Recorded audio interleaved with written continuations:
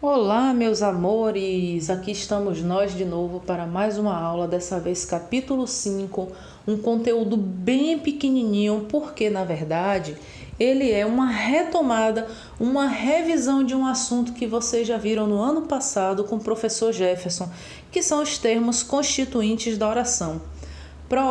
Não me lembro de ter visto esse assunto, mas vocês viram sim, e eu vou provar que vocês viram, porque nós somos desses. Os termos constituintes da oração são palavras que compõem ou estruturam os discursos linguísticos, certo? Anotem isso aí. Eles são classificados em termos essenciais, sujeito e predicado. Tá vendo que eu disse que vocês viram esse assunto ano passado? Termos integrantes, complementos verbais, que são os objetos direto e indireto.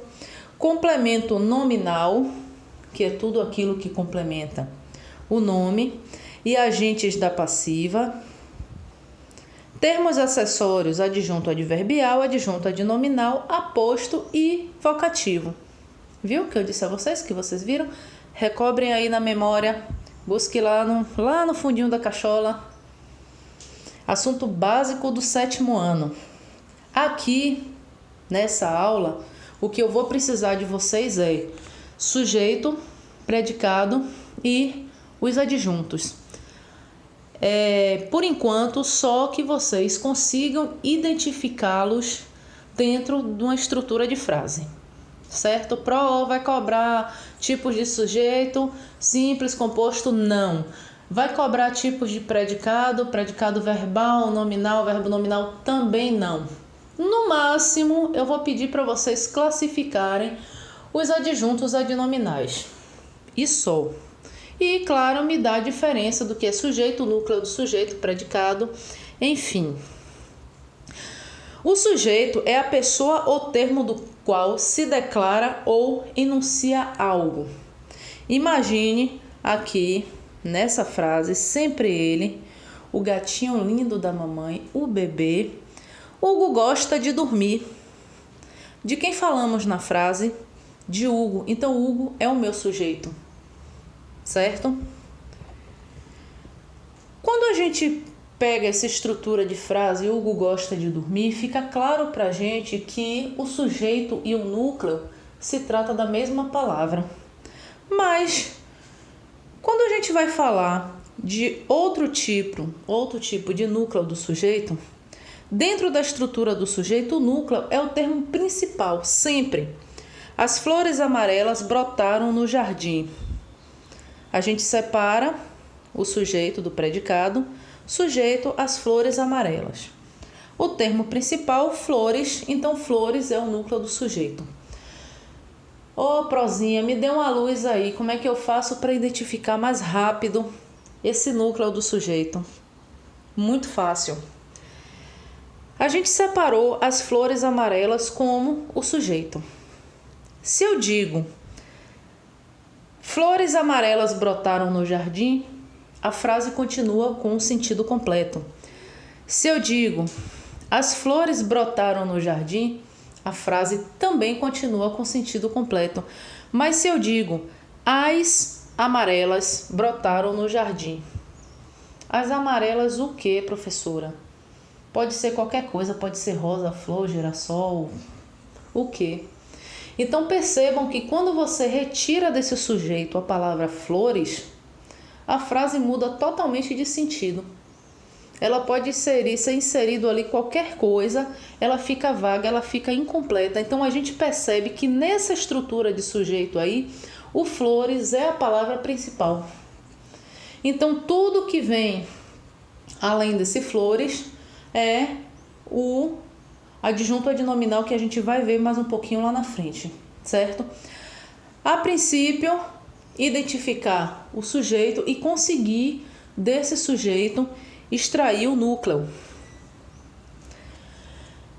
Tudo que está acompanhando esse sujeito, como eu disse lá atrás, é adjunto adnominal. Repare a frase, as flores amarelas brotaram no jardim. Se a gente já viu que flores é o núcleo do sujeito, as e amarelas vão ser adjuntos adnominais. Aí saiu errado, saiu adjunto adnominais, mas faltou um S, ou eu precisaria colocar o adnominal no singular. Foi um erro de digitação, me perdoe. Então, de novo, adjuntos adnominais são termos que acompanham o nome dentro da frase. Ano passado vocês devem ter visto com o professor Jefferson que o nome, no caso o substantivo, ele exerce duas funções sintáticas. A função de sujeito ou a função de objeto, complemento verbal. Ele pode vir como função de objeto direto ou indireto, certo? Em todo caso, tudo que acompanha esse nome, que está ali cercadinho nesse nome, vai ser chamado de adjunto adnominal. Facilito a vida de vocês. Existem 4 tipos de adjunto adnominais, ou 4 palavras, certo? Dentro da morfologia, que exercem função de adjunto adnominais, que toda vez que vocês baterem o olho na frase e conseguirem identificar o substantivo, vocês vão entender que quando elas estiverem ali acompanhando esse nome, elas vão ser adjuntos adnominais. Os artigos, os pronomes, os numerais e os adjetivos, certo? Então, toda vez que vocês pegarem uma frase e encontrarem acompanhando o nome artigos, numerais, adjetivos e pronomes, vocês sabem que eles estão ali exercendo função de adjunto adnominal. É o que acontece com as e amarelas. As é um artigo, amarelas é um adjetivo. Se eu dissesse: aqueles 2 homens caminhavam pela estrada. Sujeito: aqueles 2 homens. Núcleo do sujeito: homens. Aqueles, adjunto adnominal, pronome. 2, adjunto adnominal, numeral. Certo? Então, se você consegue identificar dentro da frase um substantivo exercendo, nesse caso aqui do nosso capítulo 5, exercendo a função de sujeito, tá? Quando o artigo, o numeral, o pronome e o adjetivo vêm acompanhando ele, você pode ter certeza que são adjuntos adnominais. Depois que a gente sai da estrutura do sujeito, a gente entra no predicado. Predicado é toda ação ou estado expresso na frase. Vou fazer uma consideração para vocês. Não vamos aqui classificar em predicado nominal, verbal nem verbo nominal. Eu só preciso que vocês, como eu já tinha dito antes, identifiquem esse predicado dentro da frase. Certinho até aí? Então,